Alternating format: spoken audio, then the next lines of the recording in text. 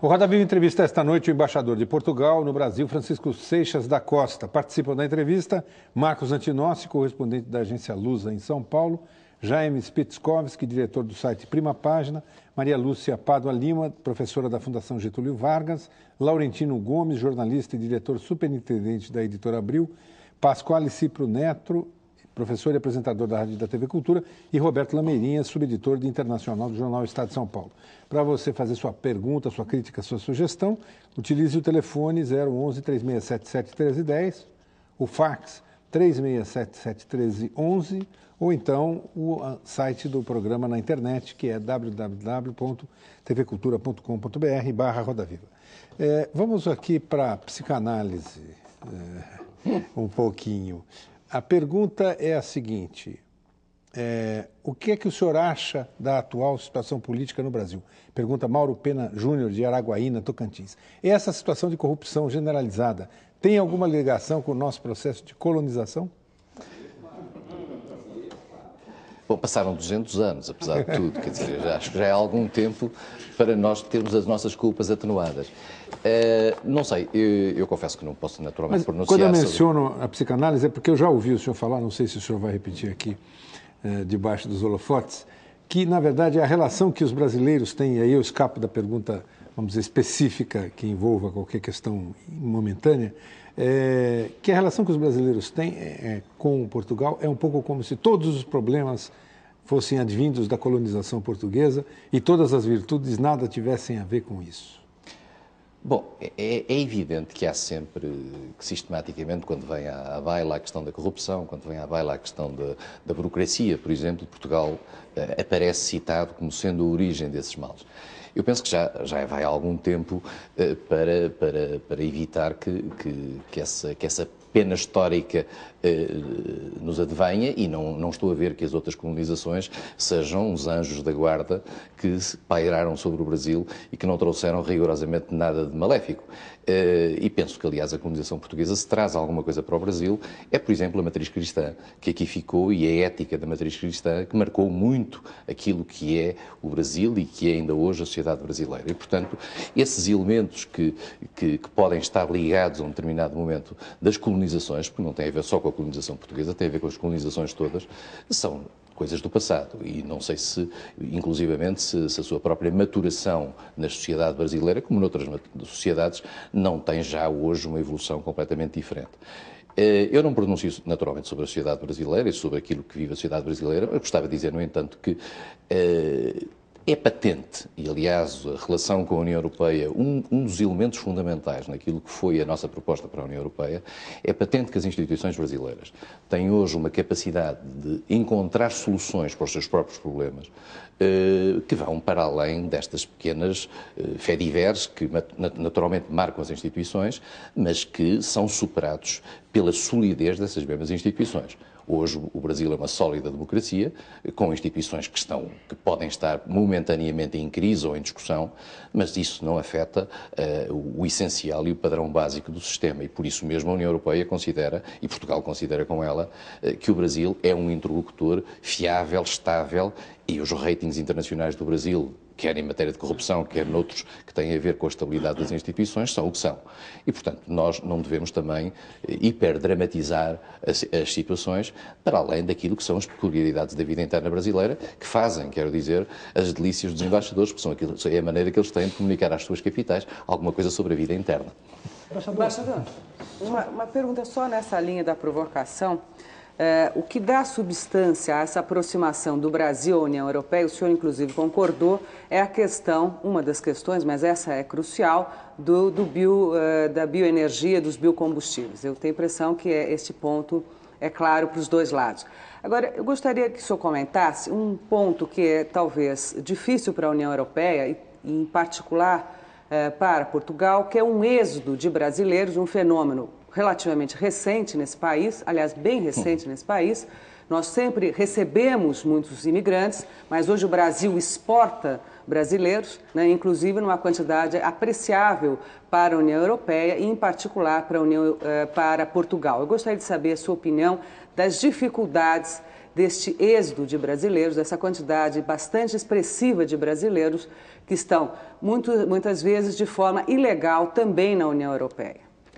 Bom, esse é um problema recente, de facto, do Brasil e é um problema em que Portugal tem sido, digamos, um protagonista nesta questão, porque é quem tem recebido bastantes brasileiros. Portugal tem a dimensão populacional do Paraná e a dimensão geográfica de Pernambuco.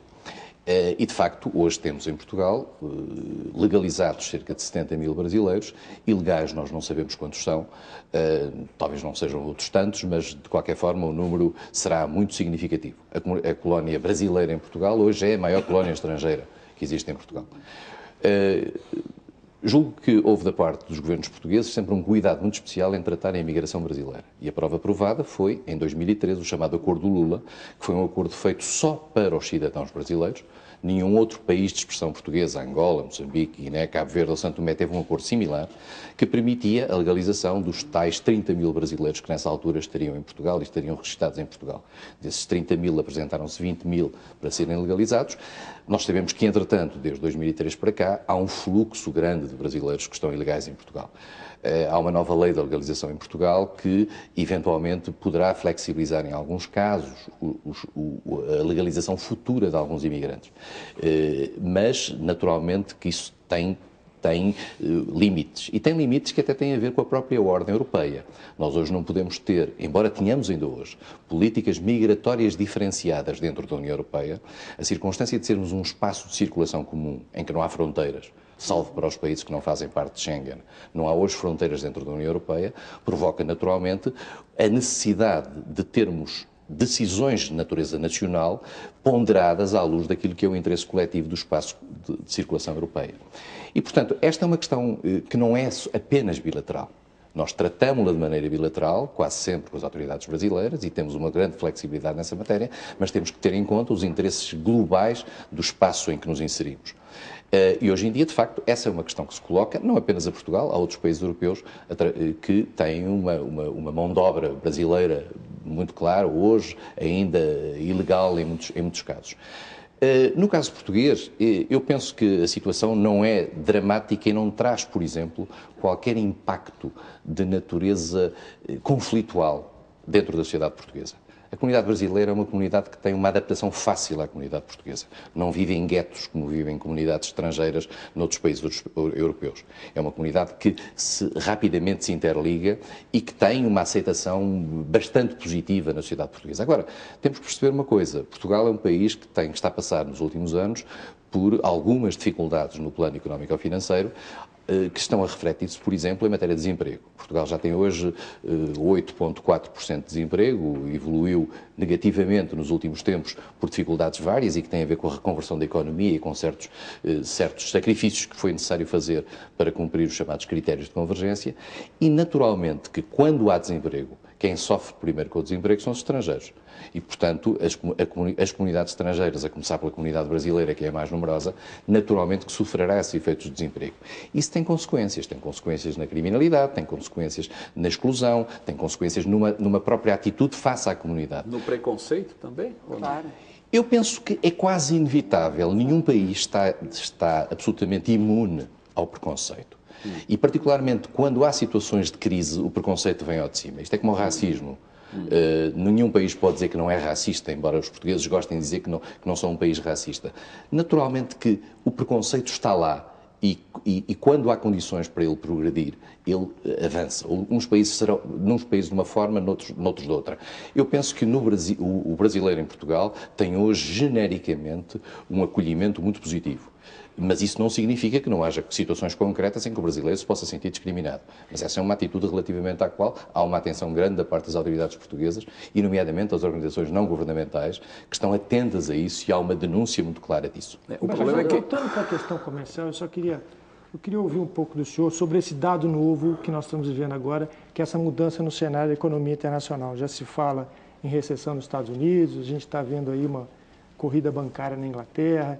Até que ponto que essa mudança pode afetar o andamento das relações, das negociações comerciais entre a União Europeia, Mercosul e até a própria rodada de Doha? Não sei, que ela está a afetar manifestamente as expectativas em termos de crescimento europeu, isso é verdade. E já hoje há declarações, de há poucos dias, do Comissário Europeu da Economia, no sentido de que algumas economias europeias terão que rever em baixa as suas taxas de crescimento em função daquilo que é a instabilidade, nomeadamente provocada nos Estados Unidos e os efeitos que isso teve. Em que medida é que isso afetará Doha ou não? Confesso que não sei, porque é pouco claro neste momento onde é que estamos em Doha. Isso não pode aumentar a tendência ao protecionismo comercial em vez do liberalismo? É natural, o protecionismo é uma doença cíclica e em alguns países não só uma doença, é uma endemia permanente. Naturalmente que isso pode acontecer e pode levar, de facto, a uma atitude de maior rigidificação na negociação internacional. Não sei, francamente, se o estado da negociação de Doha nos permitiria ter grandes esperanças. Não sei se esta crise económica agravará essa situação e diminuirá essas mesmas esperanças. Confesso que não sei. Embaixador, por favor, agora, com a presidência da União Europeia, Portugal acaba assumindo um certo protagonismo nas questões internacionais. Eu queria lhe fazer uma pergunta de natureza geopolítica.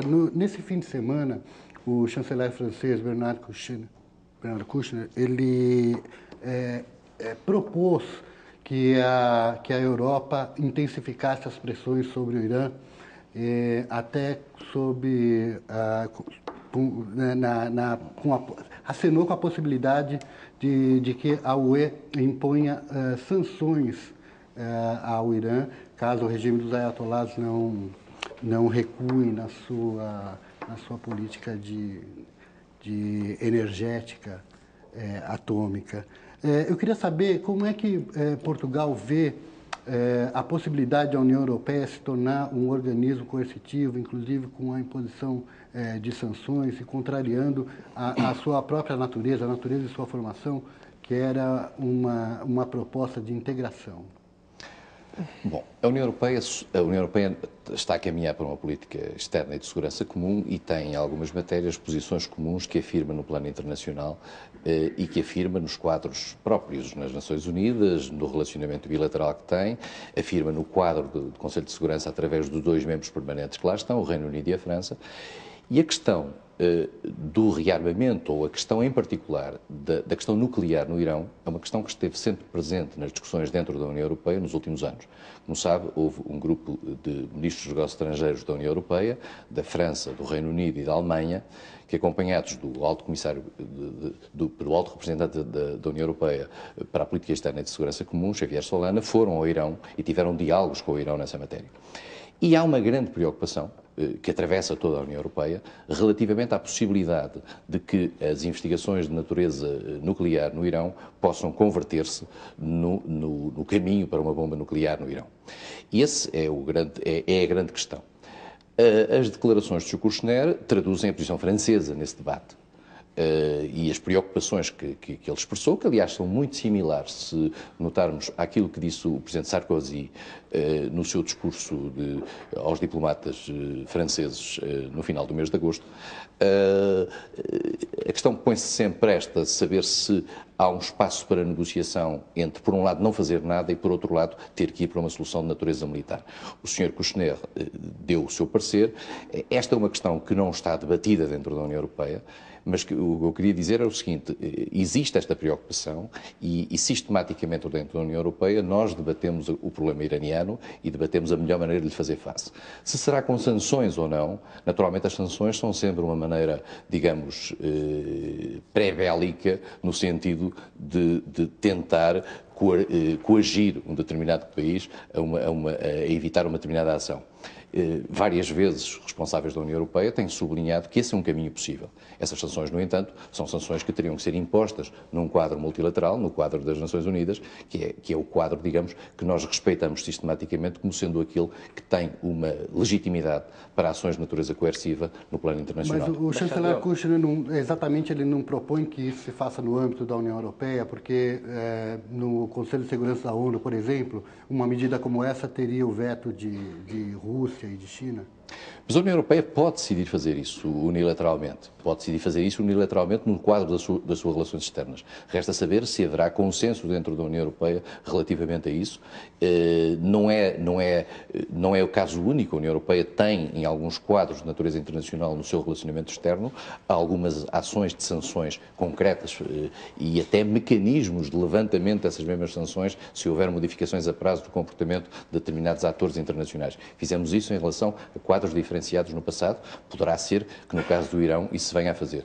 E isso corresponderia, como digo, à grande preocupação que existe relativamente à evolução da situação do Irão. Embaixador, eu gostaria de retomar esse aspecto, digamos, mais psicológico do relacionamento entre os nossos dois países. Eu tive o privilégio de morar e trabalhar por um breve período em Portugal. E eu pude observar que a cultura brasileira é consumida avidamente na música, na literatura, nas telenovelas, o que não acontece de lá para cá. Mas observei também que existe uma resistência muito grande dos portugueses toda vez que o Brasil tenta normatizar esse relacionamento, como está se vendo agora na reforma ortográfica. Existe um aspecto, uma história curiosa aqui, que é o jornalista Miguel Sousa Tavares, autor de um livro muito bem vendido aqui no Brasil, que é o Equador. Ele proibiu que houvesse adaptação do seu livro à norma ortográfica brasileira, porque ele achou que seria uma concessão. Faz a mesma coisa. Então, ele achou que seria uma concessão indevida à forma brasileira da língua portuguesa. Minha pergunta é: o quanto confortáveis os portugueses estão com o Brasil assumindo esse papel mais de vetor da cultura portuguesa no mundo e realmente de papel de liderança, até pelo seu tamanho, pelo tamanho da sua população, da sua produção cultural? Nós somos extremamente confortáveis com a afirmação do Brasil no plano internacional. E Portugal tem dado provas desde sempre de que apoia decisivamente aquilo que é a afirmação do Brasil no plano internacional como uma grande potência global. Portugal não tem, manifestamente, qualquer pretensão a ser membro permanente do Conselho de Segurança das Nações Unidas. E sabe que o Brasil tem essa legítima pretensão e tem apoiado desde o princípio, e talvez tenha sido o país que desde o primeiro momento deu um grande apoio a isso. Porquê? Porque não há nenhum elemento da afirmação estratégica do Brasil no plano internacional que seja conflitual com os nossos próprios elementos da afirmação estratégica. Antes, pelo contrário, é um jogo de soma positiva. E é um jogo em que todos ganhamos. O Brasil, no Conselho de Segurança, teria um papel extraordinariamente importante para a própria projeção global dos países de expressão portuguesa e todos ganharíamos com isso. Nós não temos nenhuma reticência relativamente àquilo que é a afirmação internacional do Brasil. Pelo contrário, consideramos que o Brasil tem direito a formalizar no plano internacional aquilo que é o seu papel no mundo hoje, dado o seu empenhamento em termos, por exemplo, das operações de paz, todo o seu trabalho em termos da própria dinâmica de algumas das grandes questões internacionais, como as questões climáticas, como as questões ambientais, etc. E, portanto, o Brasil deve ter esse lugar reconhecido. E, ao fazermos esta proposta de dar ao Brasil, precisamente, um lugar de parceiro privilegiado com a União Europeia, estamos precisamente a sublinhar que gostamos de ver o Brasil puxado para essa dimensão. Não temos a mais pequena dificuldade. Como digo e repito, não há nenhuma dimensão estratégica da afirmação externa do Brasil que seja conflitual com a nossa. Embaixador, vamos fazer mais um rápido intervalo, lembrando que a entrevista de hoje também é acompanhada em nossa plateia por Luiz Pereira, do jornal Portugal em Foco, Renata Afonso, jornalista e editora da revista Naus, João Mota Pinto, conselheiro econômico da Embaixada de Portugal e diretor da Agência para Investimentos e Comércio Exterior de Portugal, Antônio Almeida e Silva, advogado e membro do Conselho das Comunidades Portuguesas, e Antônio Freixo, representante do Banco Internacional do Funchal. Nós voltamos já já.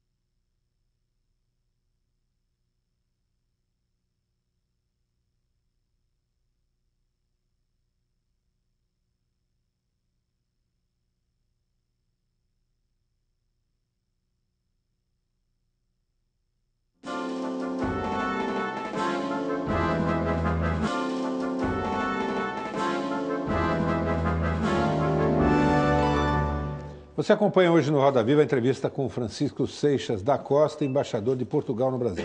Sobre os investimentos de empresários brasileiros em Portugal, Roberto Teixeira da Costa, sócio fundador da Prospectiva Consultoria de Empresas, tem uma pergunta. Vamos acompanhar. Senhor embaixador, as relações Brasil e Portugal são extremamente relevantes para o nosso país. Historicamente, sempre entendemos que o Brasil poderia usar Portugal como uma porta de entrada para investimentos brasileiros no exterior. Vimos que Portugal tomou uma posição importante investindo maciçamente durante o processo de privatização do Brasil, seja na área de telefonia, seja na área de energia. Na sua visão, por que empresários brasileiros não têm aproveitado de forma mais adequada a porta de entrada que Portugal representa para marcar um lugar de investimentos importantes em Portugal? Será por uma falta de promoção de Portugal, falta de oportunidade, será a burocracia? Esse seria o tema que eu gostaria que Vossa Excelência comentasse. Burocracia não é, com certeza, porque neste momento criar uma empresa em Portugal é das coisas mais simples que existe. Portugal criou um sistema extremamente simples em matéria de criação de empresas que torna hoje Portugal um mercado bastante apelativo para investimento estrangeiro. Por outro lado, o facto de Portugal pertencer ao euro, nem todos os países da União Europeia pertencem à moeda única, torna o mercado português muito mais previsível relativamente àquilo que sejam as eventuais flutuações. Por outro lado, Portugal, naquilo que é o conceito europeu de empresa, uma empresa criada em Portugal pode atuar até à Estónia ou pode atuar junto dos países com os quais a União Europeia tem acordos preferenciais. Portanto, a ideia que nós temos é que seria extremamente vantajoso para o Brasil atuar em Portugal, como aliás também ou em Espanha, onde pode encontrar oportunidades de natureza similar. O grande mistério está em saber por que razão tão poucas empresas brasileiras atuam no mercado português e até no mercado exterior. A verdade seja que esta também é uma questão brasileira, isto é saber, o mercado brasileiro foi um mercado, digamos, que viveu para si próprio durante muito tempo, as empresas brasileiras tinham um grande mercado interno onde se podiam expandir, depois, numa segunda fase, há uma tentação de trabalhar nos mercados periféricos à volta do Brasil, mas há casos de grandes empresas brasileiras que hoje têm uma ação importante, e até no plano europeu e africano.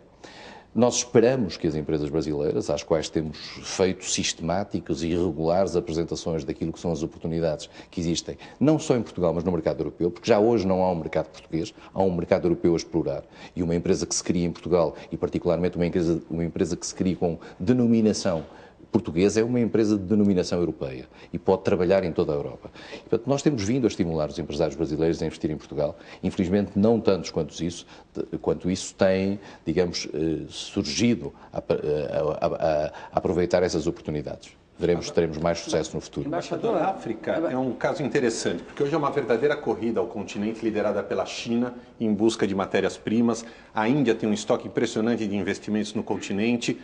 Portugal e Brasil, no plano africano, serão concorrentes ou pode haver parceria entre os dois países em investimentos no continente africano? Eu julgo que são concorrentes, mas julgo que o mercado é suficientemente grande para que ambos possam operar.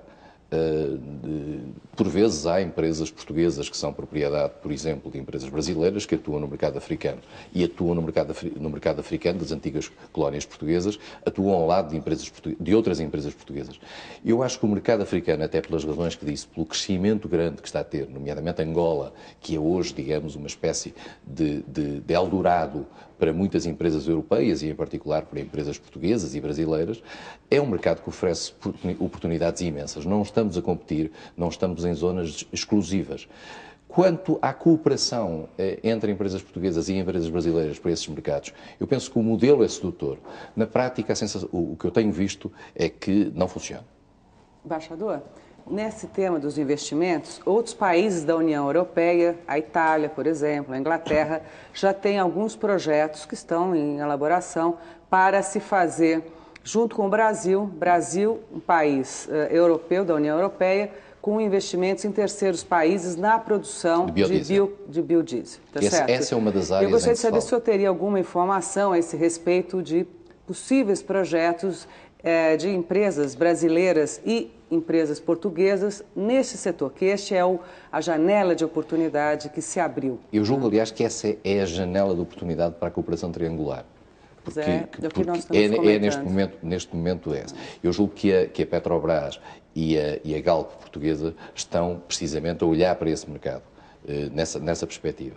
E, portanto, se há alguma área que seja promissora, é a área do biodiesel. Porque eu tenho visto até hoje, na área da construção civil e em várias outras áreas, cada empresa corre por si.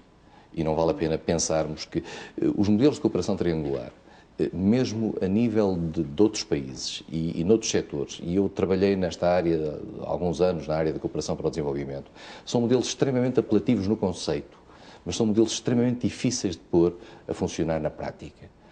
A cooperação triangular funciona, às vezes, em momentos muito específicos, perante situações concretas, como formas de subcontratação, como terceirização relativamente a determinados setores de atividade, mas não funciona em termos, digamos, de dinâmica de integração de empresas multinacionais em particular. Embaixador, uma questão local, se é que a gente pode dizer assim. Há uma questão envolvendo a comunidade portuguesa no Brasil, relativa aos consulados portugueses. Qual é o cenário? O cenário é o seguinte, o modelo consular português tem estado, digamos, mais ou menos congelado há vários anos.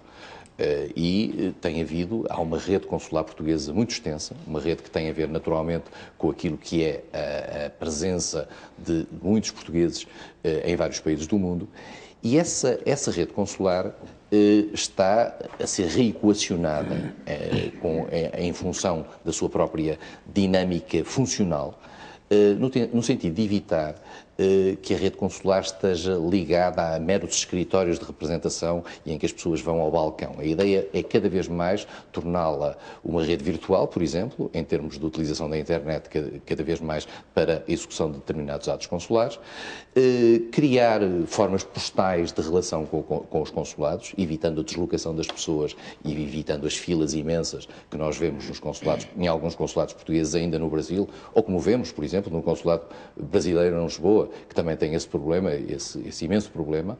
Portanto, nós temos que perceber que há uma dinâmica nova e, no caso do Brasil, temos que perceber o seguinte. O Brasil tem hoje menos portugueses do que tem a Venezuela. Esta é uma questão que não é dita e que nunca é ouvida. Mas há menos portugueses no Brasil hoje do que há portugueses na Venezuela ou na África do Sul. Nós hoje temos uma rede de 10 consulados portugueses no Brasil com funcionários diplomáticos à frente. Foi decidido fazer uma remodelação dessa rede, que não anula nenhum destes postos. Eu digo claramente, não anula nenhum destes postos, transforma-os qualitativamente. 5 deles mantêm funcionários diplomáticos, outros 5 são alterados. Há uma criação de 4 postos, em 4 deles, em que fica uma espécie de vice-consulado e, num outro caso, haverá uma espécie de um consulado honorário. Ao mesmo tempo, também vamos, refletindo aquilo que é uma mudança também da presença portuguesa aqui, vamos fazer um upgrading de um consulado, que é o consulado em Fortaleza, que naturalmente, correspondendo àquilo que é a pressão, digamos, dos portugueses que estão no Nordeste, começa a ter maior importância. Portanto, estamos a reequacionar o funcionamento dos consulados. Esperamos, e vamos tentar fazer tudo o possível, para que essa mudança qualitativa não afete o serviço que é prestado não só aos portugueses, e convém também que se diga que os consulados portugueses hoje não funcionam só para os portugueses, funcionam também para os brasileiros que querem ir para Portugal, para os brasileiros que procuram informações, que procuram vistos de trabalho, etc. E, portanto, vamos tentar que esta mudança se faça de forma não traumática. Eu percebo que, sob o ponto de vista psicológico, e particularmente tendo em conta que o Brasil não é um país qualquer, no plano da própria presença portuguesa. É um país onde a história e o peso da presença portuguesa é muito importante. Estas coisas sejam sensíveis relativamente às comunidades portuguesas. Agora, eu quero dizer que, como Embaixador de Portugal, tudo farei para atenuar quaisquer efeitos negativos que esta mudança qualitativa da expressão consular portuguesa possa ter no futuro da nossa representação. Pascoal. Embaixador, eu quero tocar num ponto delicado, turismo sexual. Nós sabemos que há algum tempo um português desceu numa capital do Nordeste e em poucas horas foi vítima lá de uma armadilha e foi assassinado, o senhor se lembra disso, né? Uhum. O Brasil ainda é, infelizmente, lamentavelmente, destino de quem tem intenções menos nobres na vida. O que se faz em relação a isso em Portugal, em termos de divulgação, em termos de combate a essa verdadeira praga, a essa verdadeira vergonha que é o turismo sexual? Nós temos uma ação de cooperação com a polícia brasileira nessa área extremamente profunda e contínua. Quero dizer que, desde que cheguei ao Brasil, essa foi uma das minhas grandes preocupações, porque pensei sempre que o Brasil era naturalmente, e em particular depois do tsunami, depois das questões do afastamento de um certo turismo sexual para a Ásia, o Brasil seria the next best em termos de canalização. Felizmente que temo que até hoje, desde que aqui estou, há 2 anos e meio, não tenho encontrado casos de movimentos organizados de turismo sexual português para o Brasil. Outros países europeus, como sabe, enviam charters que criaram problemas em alguns estados brasileiros. Felizmente, no caso português, isso não aconteceu, o que não significa, de maneira nenhuma, que não haja portugueses que venham para o Brasil apelados por esse tipo de turismo. Maioritariamente, o turismo português que vem para o Brasil é um turismo familiar.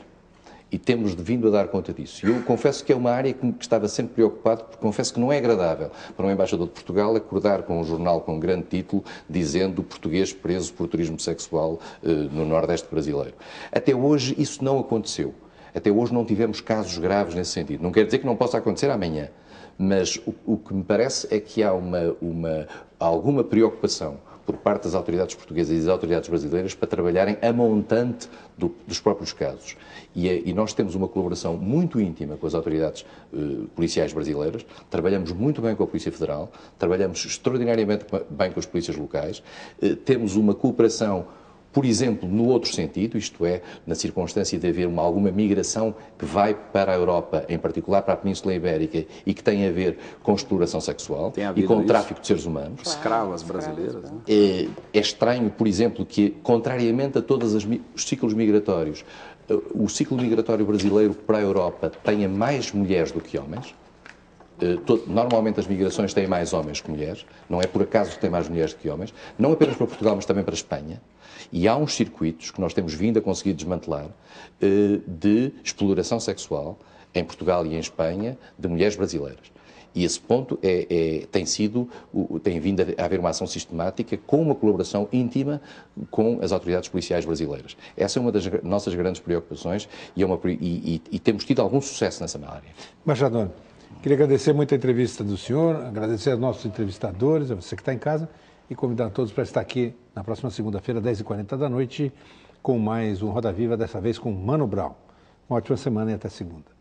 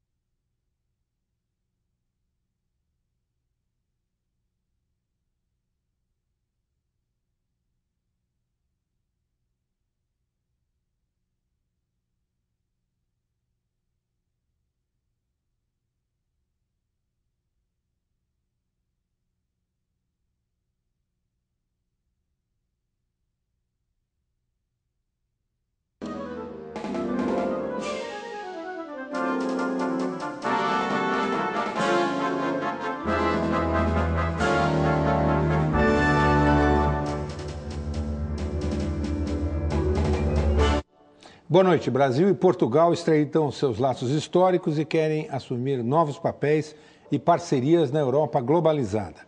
2008 marca os 200 anos da vinda da família real portuguesa para o Brasil. Em meio aos preparativos da comemoração, os dois países discutem um acordo ortográfico e buscam aumentar suas relações e posições no mercado europeu. Para o Brasil, isso abre um novo horizonte. Levado pelas mãos de Portugal, o país poderá conquistar mais espaço e um novo status econômico na União Europeia. Esse é o tema do Roda Viva de hoje. Nosso convidado é o diplomata Francisco Seixas da Costa, embaixador de Portugal no Brasil. Você vê a entrevista num instante.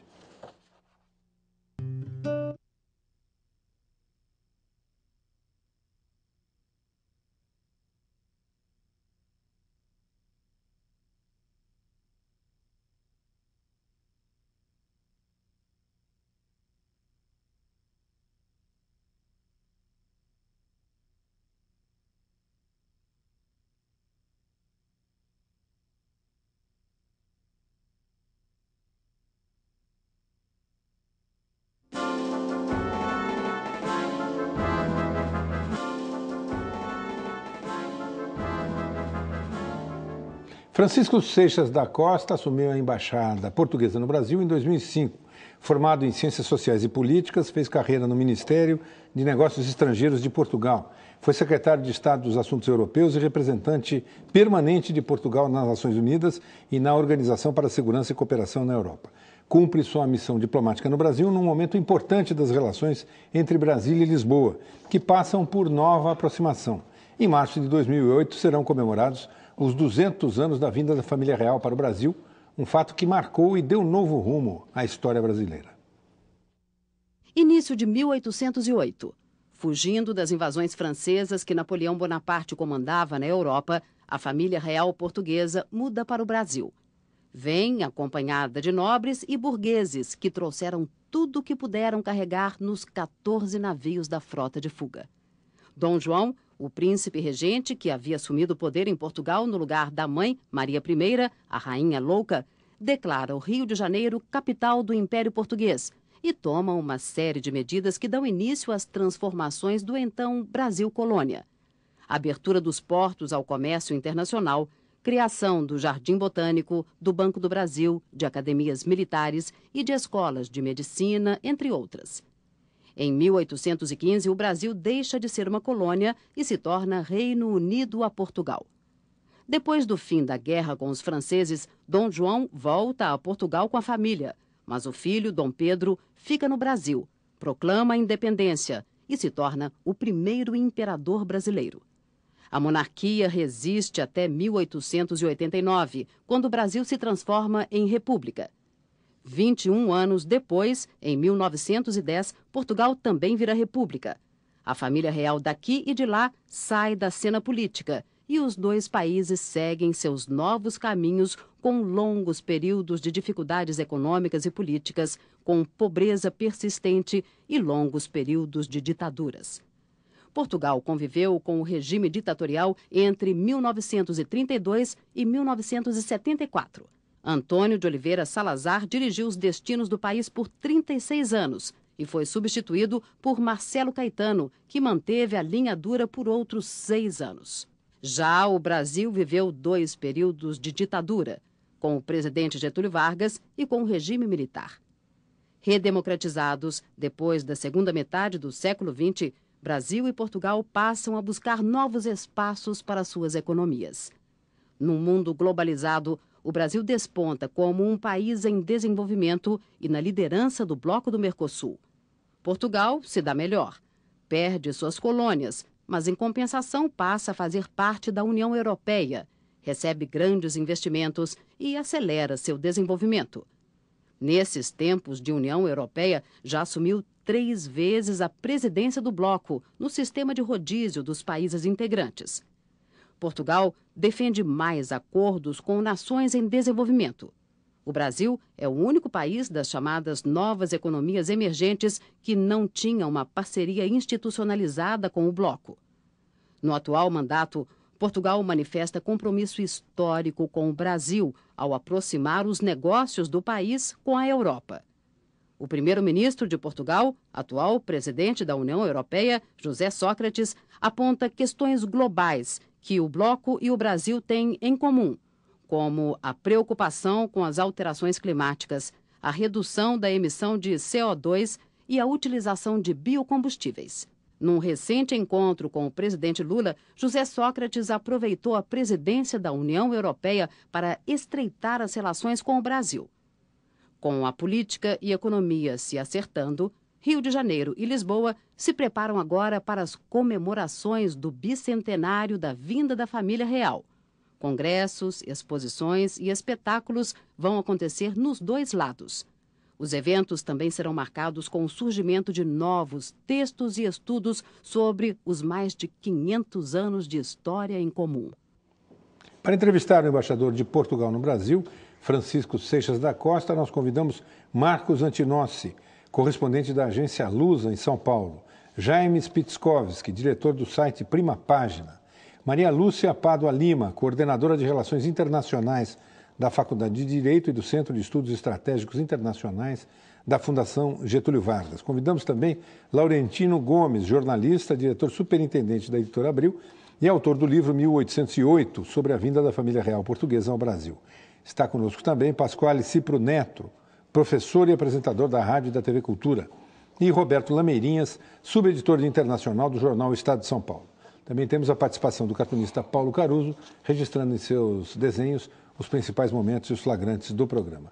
O Roda Viva é transmitido em rede de TV, pela TV Pública, para todo o Brasil, e também por meio da Rádio Cultura AM em 1.200 kHz. Para você participar, fazer sua pergunta, sua crítica, sua sugestão, sua observação, o telefone está aí na tela, 011 3677 1310. 3677 1310. Se preferir o fax, 3677 1311. Ou também a internet. Você acessa o site do programa e manda o seu e-mail. Endereço www.tvcultura.com.br/rodaviva. No site também você tem o blog da cultura para outras observações a respeito da Fundação Padre Anchieta. Boa noite, embaixador. Boa noite. Nós somos brasileiros e portugueses muito bons de retórica. O senhor acha que, nesse caso de 2008, quer dizer, dos 200 anos, e também dessa situação peculiar de Portugal estar no comando da União Europeia, alguma coisa além de retórica poderemos ter no estreitamento das relações entre os dois países? Eu acho que sim. No caso concreto da relação com a União Europeia, Portugal, aproveitando aquilo que é a sua, eu diria que é a última presidência da União Europeia no modelo atual, decidiu privilegiar o relacionamento com o Brasil, tendo em atenção que havia uma anomalia no próprio quadro de relações externas da União Europeia. E, portanto, Portugal, naturalmente, fê-lo ao selecionar o Brasil como uma prioridade que estava, digamos, que não colmatada nesse tempo. Decidimos fazê-lo por várias razões. Em primeiro lugar, porque o Brasil representa hoje um fator de estabilidade ímpar no quadro da América do Sul e da América Latina em geral. Mas decidimos também fazê-lo porque, para a União Europeia, é muito importante ter um parceiro como o Brasil, ligado institucionalmente e para um diálogo político constante e permanente com a União, e em particular nas grandes questões que, como foram referidas na peça, já hoje aparecem, as questões do multilateralismo, as questões das alterações climáticas, as questões da biodiversidade. Nós encontramos o Brasil como um parceiro muito importante num quadro que a União Europeia procura sublinhar a nível internacional. E, portanto, pensamos que esta ideia poderia fazer o seu caminho dentro da União Europeia, assim foi. Os outros Estados-membros seguiram esta proposta portuguesa e, a partir daqui, vamos ter aquilo que se chama uma parceria estratégica, que é algo que a União Europeia só tem com um grupo muito selecionado de países e nos quais o Brasil, naturalmente, deveria ter lugar. Isto para o caso da parceria estratégica. No caso dos 200 anos, eu diria que é uma questão bilateral. Há uma questão que nos 200 anos que valia a pena sublinhar, é que nós aprendemos a ter mais orgulho na presença da Corte no Brasil graças à historiografia brasileira. Em Portugal... Mas o senhor acha que esta é uma... Eu estive lá não faz muito tempo, a sensação que me deu conversando com autoridades... jornalistas, gente inclusive da academia, é que não é bem assim, quer dizer, os portugueses têm uma visão de que aquilo foi uma fuga descontrolada. O que eu estou a dizer é que a historiografia brasileira ajuda-nos a ter uma leitura mais positiva da presença da Corte e da saída da Corte. como um elemento de natureza estratégico relativamente àquilo que foi a salvaguarda da soberania portuguesa, contrariamente àquilo que aconteceu a outras monarquias europeias que foram tomadas pelo avanço das tropas napoleónicas. E no caso concreto aqui da saída da corte para aqui, a circunstância dela ter tido um impacto muito positivo pela massa crítica que trouxe para o Brasil, pela própria dinâmica que trouxe a um certo movimento pró-independência dentro do Brasil, acabou por ter um papel extremamente positivo e hoje estamos a ler isso de maneira diferente. E estamos também a ler isso de uma maneira que, para os portugueses, é capaz de ter importância para o Portugal mesmo. Porquanto a saída da corte, a orfandade criada pela saída da corte em Portugal, também criou ela própria condições para que o regime absolutista, e no fundo no Brasil viveu os últimos momentos do regime absolutista português, acabasse em Portugal. No fundo, o regime constitucional em Portugal acaba por se impor em função de uma certa ausência da corte e da necessidade de quem está em Portugal de tomar os seus destinos. E quando Dom João VI regressa a Portugal, encontra um Portugal completamente diferente daquele que tinha deixado 13 anos antes. E penso que também aí nós temos alguma coisa a aprender com a historiografia brasileira. Agora, embaixador, do ponto de vista diplomático, a União Europeia é um bloco de 27 países. Hoje, Portugal ocupa a presidência rotativa. Na agenda portuguesa, a aproximação clara com o Brasil. Nesse bloco, nessa família de 27 países, seguramente há vozes discordantes, há opiniões diferentes. Quais são os setores dentro da União Europeia que mais questionam essa proposta portuguesa de aproximação com o Brasil? Eu lembro que dos BRIC, Brasil, Rússia, Índia e China, o Brasil é o último, não, a receber esse carimbo de parceiro estratégico, não? Nós não tivemos reações grandes dentro da União Europeia face àquilo que parecia ser um movimento lógico. É evidente que outras prioridades haveria noutros países, mas aí está, digamos, a importância de uma presidência. Uma presidência tem, apesar de tudo, e apesar de ter que seguir um pouco aquilo que é a agenda, aquilo que está no pipeline da agenda comunitária, tem uma margem de manobra própria. E foi essa margem de manobra que nós utilizamos. Eu diria que alguns países talvez tivessem tido a ideia de deixar talvez o caso brasileiro para mais tarde. Talvez pensar um pouco, vamos ver como o Brasil se comporta nas negociações da Ronda de Doha. Vamos ver se continuamos ou não feridos pela circunstância da televisão digital ter ido para os japoneses e não ter ficado na Europa. Mas aí, digamos, é preciso um processo de convicção. E Portugal teve esse processo de convicção. O Primeiro-Ministro e o Ministro dos Negócios Estrangeiros de Portugal fizeram esse trabalho junto dos seus parceiros. E quer dizer, não se notou da parte da União Europeia uma reação negativa face a esta proposta portuguesa. E notou-se também da parte da própria Comissão Europeia um trabalho positivo que redundou naquilo que é uma proposta que hoje é conhecida, que é a proposta da parceria estratégica, que faz um elenco de um conjunto de matérias em que vamos trabalhar no futuro. Embaixador, eu só gostaria de continuar nessa linha da parceria estratégica. Eu gostaria de ouvir a opinião do senhor sobre a sorte, digamos, que o Brasil teve, né, no sentido de ter sido colocado na pauta a necessidade, isso na pauta da União Europeia, a necessidade de um aumento no mix de gasolina com etanol, devido, evidentemente, toda a problemática do aquecimento global. Se isso não pôde, do ponto de vista do senhor, facilitar, eu sei que a iniciativa de Portugal, e para nós é excelente, facilitar a nossa reaproximação com a União Europeia depois do congelamento das relações entre Mercosul e União Europeia, que poderíamos até discutir, mas eu gostaria de ouvir a opinião do senhor sobre o fato concreto da necessidade de se produzir mais etanol e o Brasil ser um líder, colocou de novo o Brasil no mapa da União Europeia. Tem toda a razão. Tem toda a razão. A circunstância do Brasil ser hoje um líder na área dos biocombustíveis, naturalmente, é mais um fator apelativo e é mais um fator positivo que a União Europeia teve como argumento para colocar o Brasil como seu parceiro estratégico. E, portanto, esse foi um dos argumentos, aliás, que nós utilizamos desde o início quando apresentámos a nossa proposta. Embaixador. Eu gostaria de voltar 200 anos atrás, a história da corte no Brasil. Um dos aspectos que me surpreenderam bastante ao pesquisar para o livro 1808 foi o quanto de divergência a respeito desse assunto ainda existe dos dois lados do Atlântico. Em alguns casos, o clima ainda é quase de ressentimento. Existe ainda um componente político muito forte a respeito das paixões que envolveram a vinda da corte para o Brasil, o retorno e a independência. O quanto essas paixões de 200 anos atrás ainda afetam as relações Brasil e Portugal hoje? Eu acho que a questão da vinda da corte é uma questão luso-portuguesa. É uma questão que nós temos connosco mesmo, pela maneira como fizemos a leitura da vinda da corte para cá e dos impactos que isso teve e do caráter estratégico ou não desse movimento. Não me parece que no quadro das relações bilaterais que isso possa ter, digamos, teve o impacto que teve a independência do Brasil. A independência do Brasil tem um impacto que naturalmente se repercutiu ao longo do tempo, desde então para cá, no relacionamento bilateral. Não vale a pena esconder que não foi necessariamente, e contrariamente àquilo que se possa pensar, uma ruptura totalmente pacífica. Foi uma ruptura que teve um impacto, inclusivamente económico, para o Brasil. Foi uma ruptura que teve um impacto em termos do próprio relacionamento do Brasil com as outras colónias portuguesas. Como é sabido, havia quase como uma obrigatoriedade do Brasil não ter uma relação futura com as outras colónias portuguesas, como uma espécie de reserva de mercado com que Portugal ficou.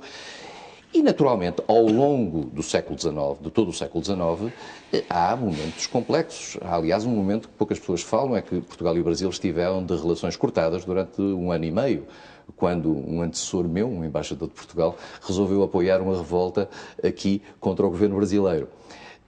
E, portanto, é um processo lento e é um processo que, obviamente, também tem muito a ver com aquilo que foi a própria imagem do que ficou aqui de Portugal. Não podemos esquecer que no final do século XIX, Portugal ainda exportava para o Brasil uma quantidade muito significativa de produtos e o Brasil funcionava como uma reserva de mercado. E há uma reação brasileira, que aliás a República sublinha, e portanto tudo isso ao longo do tempo acaba por ter um efeito de alguma tensão. É um processo de ruptura com um processo colonial, embora em Portugal isso não seja visto como tal. Eu não sei se no Brasil há consciência disso, mas se perguntar a alguém numa rua em Portugal o nome de uma colónia portuguesa, de uma antiga colónia portuguesa, ninguém dirá o Brasil. O Brasil não aparece no imaginário português como uma antiga colónia, aparece como uma espécie de uma parte do país que se separou. Antigas colónias são Angola, Moçambique, Cabo Verde, Guiné, São Tomé, porque estão muito mais próximas, porque foram sujeitos a um processo de ruptura. No relacionamento luso-brasileiro, eu penso que há sempre um elemento de tensão. E houve sempre um elemento de tensão, e esse elemento de tensão perpassa ao longo do tempo e vai em paralelo com a afetividade e até com uma certa retórica de sublinhar essa mesma afetividade. Mas não penso que seja um elemento dramático no nosso relacionamento bilateral. Embaixador, falou-se aqui, por enquanto, de comércio, né? Atividade comercial. E cultura? Como é que nós estamos? O que se faz, o que se pode fazer para que Brasil e Portugal vençam certas resistências que existem, as mesmas resistências apontadas, essas paixões ainda existem, embora nos setores mais esclarecidos da sociedade portuguesa e da sociedade brasileira, a alta cultura de cá e de lá, essa alta cultura transite tranquilamente, mas digamos, na população em geral ainda há um certo ressentimento, uma coisa estranha. Nós somos irmãos ou não somos irmãos? Ou ainda somos aquela coisa do pai e do filho, o filho que tem raiva do pai? Como é que é essa história? Eu acho que nós somos primos. Quer dizer, se eu a cultura portuguesa, como referiu, na alta cultura o problema não se coloca. A minha geração é educada a ler escritores brasileiros e sem os escritores brasileiros a minha cultura não se fazia. Começa a aparecer muito escritor português nas bancas das livrarias brasileiras, escritores novos, escritores até que nem são muito conhecidos em Portugal e começam a ser bastante conhecidos no Brasil. Eu penso que a esse nível o problema não se coloca. Curiosamente, há um decréscimo da presença da literatura brasileira em Portugal. Há um decréscimo da presença das cátedras de literatura brasileira em Portugal, coisa que era importante nos anos 60 e 70 do século passado e que agora estão a declinar. Curiosamente também, mantêm-se aqui em várias universidades brasileiras cátedras de língua portuguesa e há uma grande curiosidade pela língua portuguesa e em particular pelos escritores portugueses, o Saramago, o Lobo Antunes, Agostina Bessa Luís, etc. Os clássicos todos estão aí.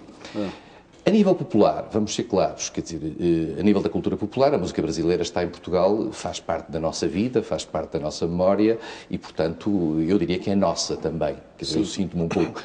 A música portuguesa não existe no Brasil, com exceção do fado e de algumas caricaturas desse mesmo fado, que aqui por vezes se fazem. Isso é lamentável que não haja, né? A presença mas também tem a ver com a qualidade da música brasileira.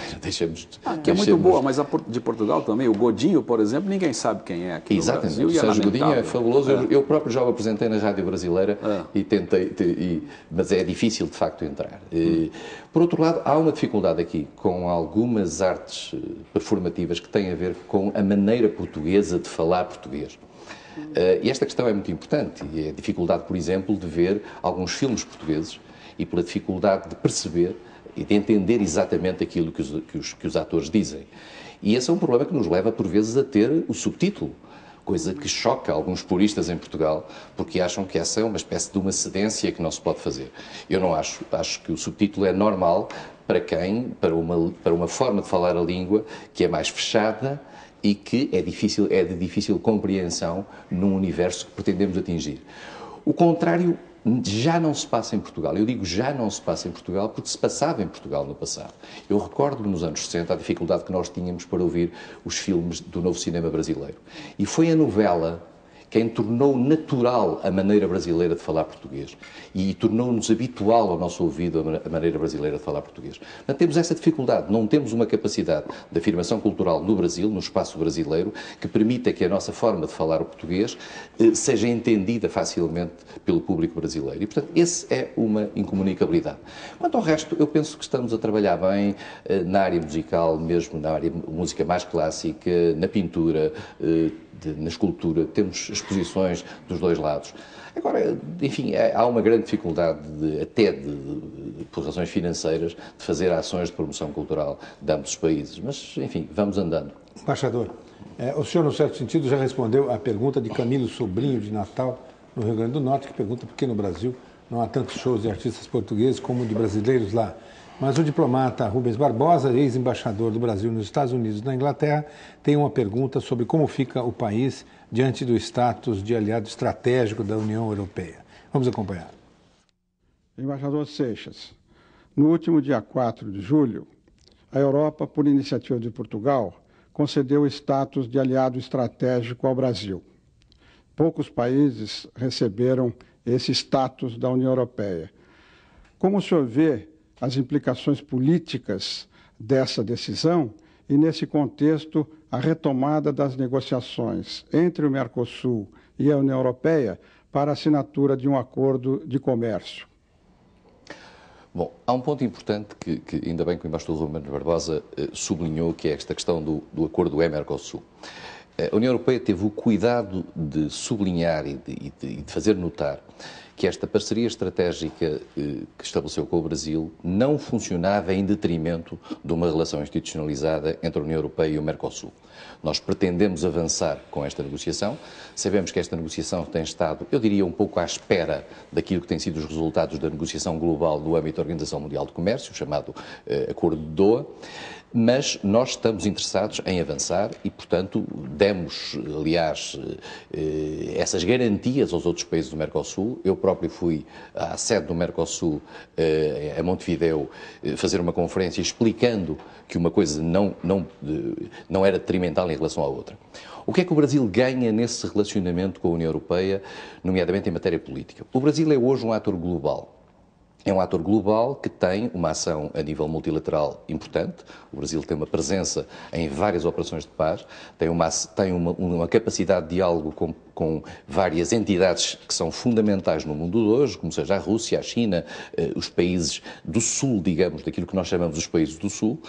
A União Europeia ganha com isso um interlocutor prestigiado no Sul, e vai-se tornar, e o Brasil vai se tornar um interlocutor sistemático da União Europeia para aquilo que é também a sua própria agenda global. As questões do Médio Oriente, as questões da democracia, dos direitos humanos, os problemas globais da biodiversidade, das questões ambientais, das questões climáticas. Portanto, o Brasil passa a ser sistematicamente um interlocutor para essas grandes questões, e esse diálogo vai se renovando todos os anos. Todos os anos haverá um encontro entre o Presidente brasileiro e o Presidente em exercício da União Europeia, onde se fará uma agenda de acordo com um calendário e um conjunto de temáticas que vão ser estabelecidas. Embaixador, nós vamos fazer um rápido intervalo e voltamos no instante com Roda Viva, que tem hoje na plateia Fábio Ferreira Durso, da Escola de Direito da Fundação Getúlio Vargas, Carmen Sodré, da editora Planeta, Carlos Fino, conselheiro de imprensa da Embaixada de Portugal, e Odair Sene, editor-chefe do jornal Mundo Lusíada. A gente volta já já.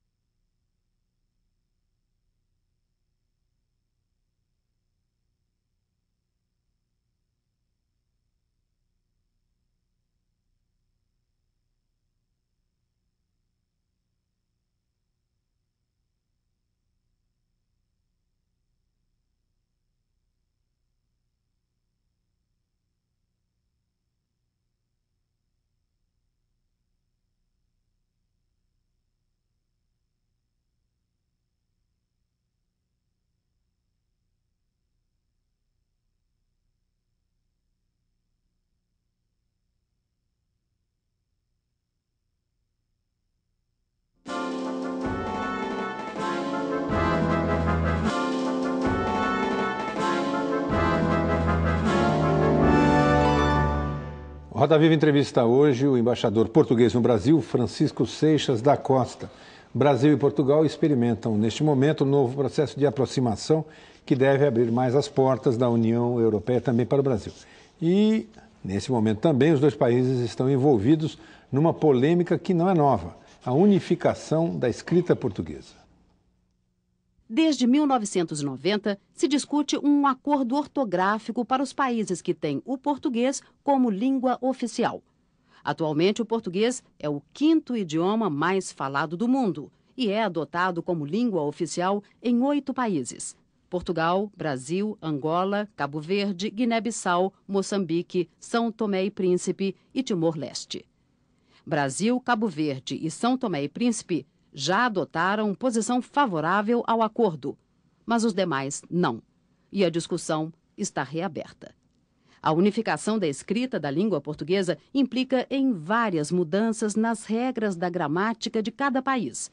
No caso do Brasil, as principais mudanças seriam: acaba o uso do trema.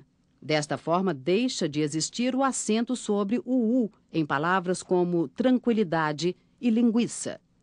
Os ditongos ei e oi, em sílaba tônica de palavra paroxítona, perdem o acento, como em paranoico e ideia.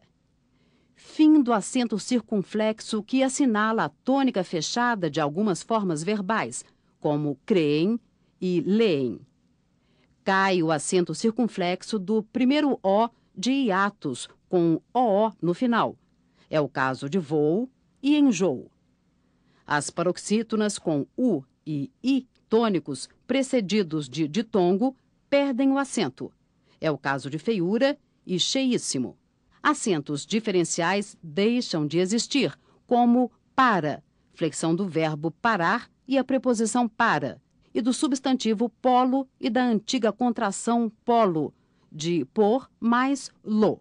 Não será unificado o acento em vogal tônica, que pode ser aberta ou fechada, dependendo do país, como é o caso de Antônio e cômodo, que têm pronúncia diferente no Brasil e em Portugal. a unificação da escrita pode dar um sentido de mais união entre os países de língua portuguesa.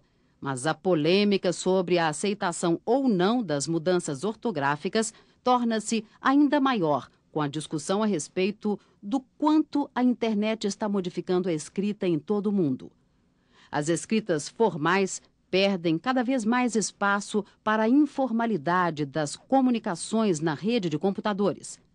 Palavras truncadas, novos termos, influência do inglês marcam a comunicação escrita via computador e ajudam a questionar a força de qualquer regra velha ou nova que imponha formas rígidas de escrita. Especialistas apontam que, se por um lado nunca se escreveu tanto em português como atualmente, por outro, a língua está ficando empobrecida. Embaixador, Carlos Moura, de São Paulo, pergunta qual é a opinião do senhor sobre a unificação da língua portuguesa. Eu posso dar a opinião oficial portuguesa sobre esta matéria, que é o seguinte: nós fizemos o acordo em 1990, no sentido de que o acordo entraria em vigor no dia 1 de janeiro de 94. Entre 90 e 94, 2 países ratificaram o acordo, Cabo Verde e Portugal. Em 94 chegou-se à conclusão que não havia um número significativo de países, portanto é necessário, até porque era a totalidade dos países, na altura eram só 7, Timor-Leste aparece mais tarde, e portanto há um protocolo, há uma mudança no sentido de dizer vamos acabar com a data limite e vamos pura e simplesmente definir que entrará em vigor quando todos estiverem acordados. Mais tarde chegou-se à conclusão que se calhar esperar pelos 8 seria complicado, entretanto apareceu Timor e disse que 3 países poderiam, digamos, vincular imediatamente o acordo à sua vigência. Neste entretanto, e temos que pensar que passaram de 1990 até agora, passaram 17 anos, em Portugal há uma maturação da discussão sobre esta questão. Não tanto quanto às alterações e ao conteúdo das alterações, embora por vezes alguns setores da sociedade portuguesa pensem que isto foi feito num jogo entre académicos e que provavelmente não correspondeu àquilo que era uma emanação de uma necessidade sentida pelas pessoas, mas porque também se começou a pensar nos efeitos que isto tem de natureza económica, em particular nos manuais escolares, nos dicionários, etc. Esta questão não é apenas exclusiva para Portugal. O Brasil também sente essa questão. Aliás, Portugal e o Brasil, eu diria que são os 2 países que principalmente sentem essa questão, porque são os 2 países que têm uma produção editorial significativa. Os outros países têm uma produção editorial mais pequena. Agora, temos que perceber o seguinte: neste momento há 7 países que têm uma norma ortográfica. O Brasil tem uma norma ortográfica diferente. Algumas das mudanças que foram significadas e sublinhadas na peça, nós também as vamos sofrer. O Brasil sofrerá alterações em segundo o acordo, cerca de 0,5% das suas palavras. Nós sofreremos alterações em cerca de 1,6%, 1,7% das palavras. Pode parecer que isto não tem significado, mas tem um significado grande naquilo que é um vocabulário largo. E, portanto, há neste momento, dentro dos intelectuais portugueses e dentro dos setores económicos ligados à edição, um pensamento de que é preciso refletirmos nesta questão.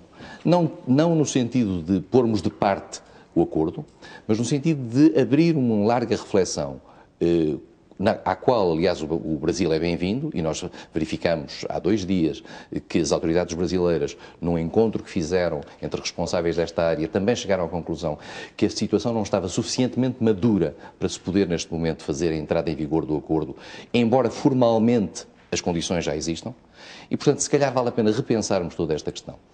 E não parece que esta questão também perca muito por ser repensada. Antes, pelo contrário, é capaz de valer a pena um debate público para que a própria opinião pública seja mais sensível às vantagens e à bondade do próprio exercício do acordo ortográfico. Se calhar valerá a pena não surpreender as pessoas de um dia para o outro, dizendo hoje a língua mudou, e em Portugal a palavra úmido deixa de ter o H e a palavra ato deixa de ter o C. É preciso talvez que as pessoas sejam convencidas da bondade disto e convencidas da bondade para a imposição da língua portuguesa no plano internacional e para o caráter estratégico como língua de poder de termos uma escrita unificada. Eu digo uma escrita unificada no sentido ortográfico, porque todos nós temos a consciência que a própria escrita também ela está mudada em termos de sintaxe. Nós verificamos hoje em dia que a maneira de escrever do Brasil, quer mesmo em alguns verbos, quer na colocação, por exemplo, do pronome reflexo se faz de maneira diferente. E, portanto, há construções de frases que se fazem no Brasil que não se fazem em Portugal, que não se fazem em Angola, que não se fazem em Moçambique. E, portanto, na sintaxe não vamos ter grandes possibilidades de fazer a harmonização, aliás, não está prevista essa mudança.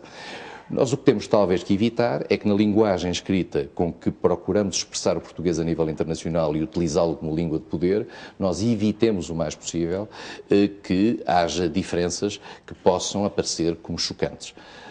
Agora, uma reflexão sobre esta matéria e talvez um faseamento na entrada em vigor do acordo e a criação de um tempo para a entrada em vigor do acordo para todos nós e talvez, eventualmente, um próprio refletir sobre os seus próprios termos, será útil. Embaixador, ainda não há, o governo português ainda não oficialmente não disse quanto tempo seria, né?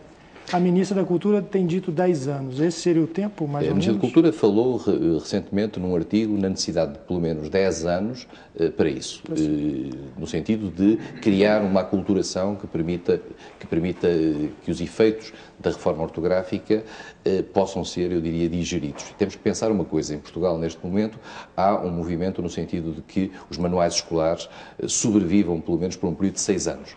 Portanto, temos que garantir também que este tipo de impactos que se respeite um pouco aquilo que são os interesses por parte dos meios editoriais, que são fortes investimentos e que, naturalmente, deverão ser tidos em consideração.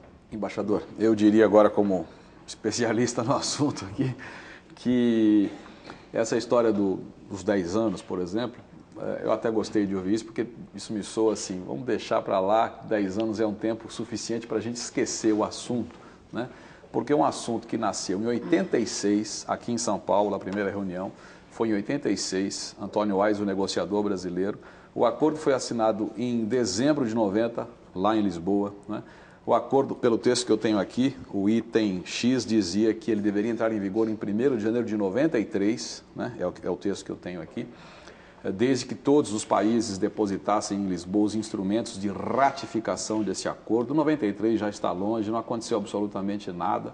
Agora, de repente, alguém aqui no Brasil se lembrou disso, de tentar colocar isso em vigor, quando se sabe que Portugal não quer, por uma série de razões, por razões históricas, por razões econômicas. Eu estive lá no Porto, por exemplo, na Porto Editora, eles querem ouvir falar de qualquer coisa menos disso, né? O senhor acha que efetivamente a gente deve esquecer o assunto?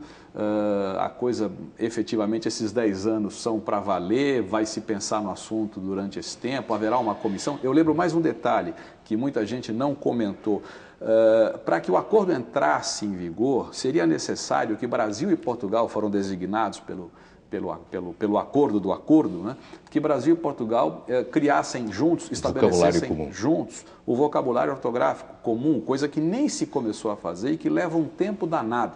Quer dizer, será que a gente não gastou muita vela, como se diz no Brasil, muita vela com um defunto bem ruinzinho, né? Bem ruinzinho, um defunto, olha, que não vale meia vela, quanto mais toda essa vela que se gastou, né, com esse assunto que... Sabe Deus o que... Né? Você é especialista, eu não sou especialista e, portanto, eu sou nesta questão apenas o veículo relativamente àquilo que é uma posição oficial que me é transmitida e que me é dado expressar.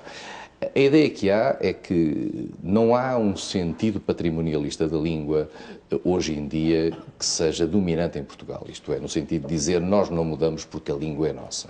Esse sentido já acabou. Provavelmente alguns setores da sociedade portuguesa, imagino que ainda possam ser tentados a essa reação quase reacionária, digamos assim. Mas eu não penso que isso seja hoje comum à sociedade portuguesa. A sociedade portuguesa está aberta a considerar algumas mudanças. Resta saber é se as percebe como úteis, e é a questão que exatamente coloca, é se elas são de facto úteis. Eu, no entanto, enfim, numa observação da natureza não técnica, eu diria que se calhar valeria a pena nós abrirmos o debate. Abrimos o debate e temos um debate aberto em que se envolvessem as academias, mas não só as academias. Eu penso que as academias têm um papel importante no apuramento técnico das mudanças, mas acho que se calhar é preciso também pôr os mídia. é preciso pôr a opinião pública, é preciso pôr as escolas, é preciso pôr as universidades a discutir esta questão e saber se, por exemplo, a unificação ortográfica é ou não importante e relevante para aquilo que é a utilização do português como língua de cultura a nível internacional. Isto é, será que um português dividido na sua ortografia tem capacidade de expressão a nível internacional? Ou será que não há problemas e nós podemos hoje ter várias normas de português divididas entre si através de pequenas diferenças e isso não afeta a leitura da língua e o papel da língua no plano internacional? Essa é uma questão de natureza estratégica que eu penso que era preciso discutir e penso que vale a pena esse debate. Eu citaria, só um minutinho, eu quero só, depois eu juro que não falo mais nada, mas duas coisinhas que eu acho fundamentais. Saramago diz que não há propriamente uma língua portuguesa, há línguas em português, né? Eu acho essa definição de mestre Saramago brilhante. Não há propriamente uma língua portuguesa, há línguas em português. O Mia Couto, o grande escritor, também fala que o português foi salvo, a língua portuguesa foi salva pelo Brasil, quando o Brasil se deitou com a língua portuguesa e aconteceu o que aconteceu. Mas eu só quero, agora, perguntando ao senhor como especialista que é, eu vou ler aqui um trecho da argumentação do Antônio Wise, que foi o grande negociador brasileiro, do grande linguista Antônio Wise, grande filólogo Antônio Wise. Eu quero a sua opinião a respeito. Diz ele aqui: a existência de duas grafias oficiais da língua acarreta problemas na redação de documentos, em tratações internacionais e na publicação de obras de interesse público. A segunda parte, publicação de obras de interesse público, vamos deixar para lá. A primeira parte, documentos, acarreta problemas na redação de documentos em tratações internacionais. O senhor, como diplomata, como embaixador, o senhor assina embaixo ou o senhor desmente? Formalmente é verdade, isso acontece. E eu posso lhe dar um exemplo de uma coisa quase caricata que aconteceu na última cúpula entre Portugal e o Brasil. Cimeira, lá em Portugal. Em Portugal chamamos Cimeira. É uma maravilha. Fez-se um texto, digamos, de conjunção de várias contribuições dos dois lados. E eu e um diplomata brasileiro estivemos durante meia hora a tentar encontrar substitutivos para evitar que algumas palavras aparecessem com grafias diferenciadas. E no final não conseguimos fazer isso, porque havia palavras que eram incontornáveis, então fizemos uma espécie de marchandagem em que aceitámos uns de um lado e outros do outro. E o texto final é um português a meio do Atlântico, que é o que diz o Caetano Veloso. Ele diz: nós temos que fazer o Middle Atlantic. Ele gosta de usar porque os ingleses e americanos fazem isso, mas desculpe, foi só para citar o grande Caetano, que é um embaixador da língua. Exatamente. Diga. Não, mas portanto, mas isso, digamos, eu acho que essa é a menor questão.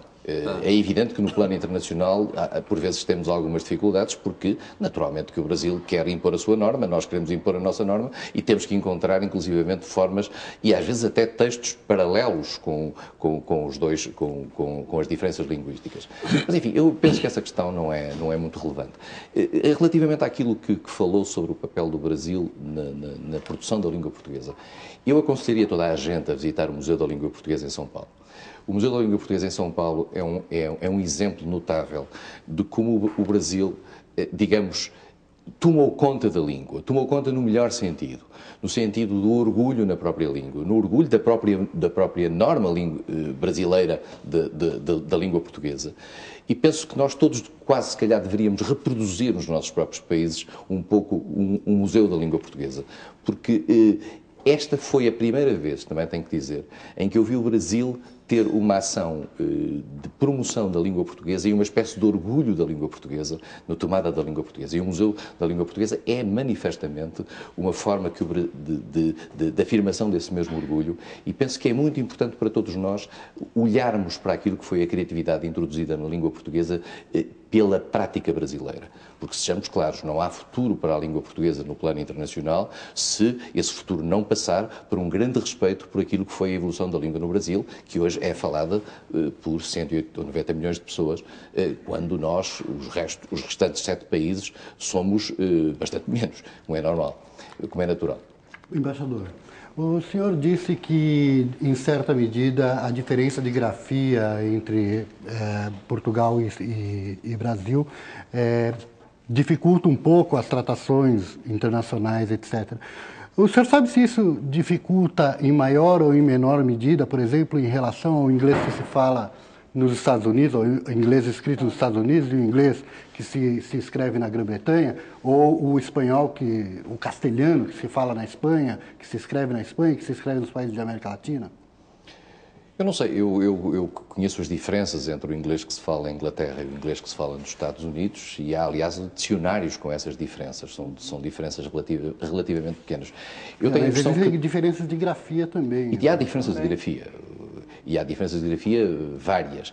Não são graves, não as tenho visto, digamos, dramatizadas no plano diplomático internacional. As nossas também não são. Acho que, de vez em quando, confrontamos-nos com essas preocupações, mas são preocupações menores. Eu penso que essa não é a grande questão relativamente à língua portuguesa, e essa é uma questão, na minha opinião, menor e que não deve ser um elemento central do nosso debate. Agora, embaixador, a gente tem falado aqui sobre os esforços de aproximação e unificação no plano da ortografia. Agora, existe desde os anos 90 uma instituição chamada CPLP, aliás, a sigla CPLP, Comunidade dos Países de Língua Portuguesa. O que tem feito essa instituição? Qual é a função dela? Qual é a avaliação que Portugal tem dessa comunidade? A comunidade dos Países de Língua Portuguesa tem 10 anos. Tem 10 anos e foi uma comunidade que nasceu, digamos, de um esforço voluntarista, no centro do qual, aliás, está o embaixador Aparecido de Oliveira, que foi, digamos, uma das figuras centrais dessa proposta, no sentido de criar uma rede de relação entre os países de expressão portuguesa. Uma rede de relação que também tinha muito a ver com a superação daquilo que tinham sido os traumas da descolonização portuguesa, não com o Brasil, mas com as suas antigas colónias em África. Nós passámos um período complexo no relacionamento entre Portugal, por um lado, e Angola, Moçambique e Guiné, países com os quais tínhamos tido guerras coloniais que duraram alguns anos e que deixaram naturalmente os seus traumas. Esse tempo, digamos, passou, as gerações foram-se adaptando à necessidade de uma política realista no relacionamento entre os povos, e a comunidade dos países de língua portuguesa é, no fundo, o sentimento de que, em primeiro lugar, esses traumas estão ultrapassados, e, em segundo lugar, há vantagens em todos aqueles que falam português e que mantêm um conjunto de princípios de base mais ou menos comuns de se unirem num plano internacional. Até para fazerem face àquilo que era, digamos, a comunidade britânica, a comunidade francesa, que tem outras matrizes, mas de qualquer forma seria importante para nós que falamos português tentarmos essa rede e tentarmos potenciar, para a vantagem de cada um de nós, aquilo que é a dinâmica e a sinergia comum. Ela tem funcionado? Ela tem funcionado sectorialmente. Há muitas áreas a funcionar muito bem, há outras áreas em que se evolui menos. Não deixa de ser marcada também por alguma instabilidade que marcam alguns países de expressão portuguesa, por exemplo, o caso da Guiné-Bissau é o caso mais típico, em que, portanto, a circunstância de todos os países de expressão portuguesa não estarem ainda, digamos, no mesmo diapasão de funcionamento, alguns terem eles próprios saído de guerras civis complexas, provocou uma dificuldade no arranque da comunidade dos países de língua portuguesa. Mas, por exemplo, provocou também uma ação comum, quer em relação à Guiné-Bissau, quer em relação ao suporte da luta de Timor-Leste. A CPLP funcionou nesse aspecto bastante bem. Dir-me-á, o saldo global de 10 anos da CPLP é entusiástico? Não é. Mas é um saldo de uma organização que fez o seu caminho numa área complexa, numa área traumática, e penso que é positivo, globalmente positivo, e é também globalmente muito positivo que nós estejamos hoje a trabalhar, por exemplo, com o Brasil colocando em Lisboa, pela primeira vez, um embaixador junto à CPLP, coisa que nenhum outro país fez, o embaixador Lauro Moreira, que está a fazer um trabalho notável na área cultural e que demonstra o empenhamento do Brasil dentro da CPLP. O Brasil é um país fundamental para a dinâmica da CPLP e só quando a CPLP funcionar em favor das dinâmicas diplomáticas de cada um dos países e ser visto como tal pelas próprias estruturas diplomáticas é que a CPLP poderá funcionar.